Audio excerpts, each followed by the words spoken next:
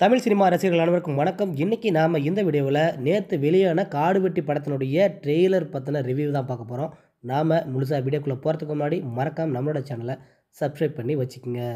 அறிமுக இயக்குனர் சோலை ஆறுமுகம் அவருடைய இயக்கத்தில் ஆர்கே சுரேஷ் ஹீரோவாக நடிச்சிருக்கிற படம் தான் காடு வெட்டி. இந்த படத்தில் இன்னும் பல திரைப்பிரபலங்கள் நடிச்சிருக்காங்க. இந்த படத்துக்கு வணக்கம் தமிழா சாதிக் அப்படின்றவர் தான் இசையமைச்சிருக்காரு.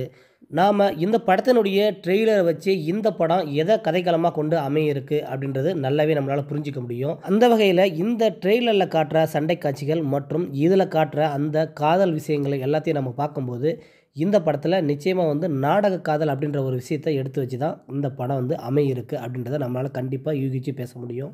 மேலும் இந்த படத்தில் காதல் மட்டும்தான் இருக்கா, இல்லை வேறு எதுவுமே இல்லையா அப்படின்னு கூட நீங்கள் நினைக்கலாம். இந்த படத்தில் அது மட்டும் இல்லாமல் நடுநாடுன்னு சொல்லப்படுற கள்ளக்குறிச்சி, பெரம்பலூர், திருவண்ணாமலை, கடலூர் இது போன்ற மாவட்டங்களில் வாழ்கிற மக்களினுடைய வாழ்வு நிலையையும் இந்த படத்தில் சொல்லியிருக்காங்க. சில கட்சிகளினுடைய அரசியல் சாயங்களும் அங்கங்கே வந்து தான் போய்கிட்டு இருக்கு.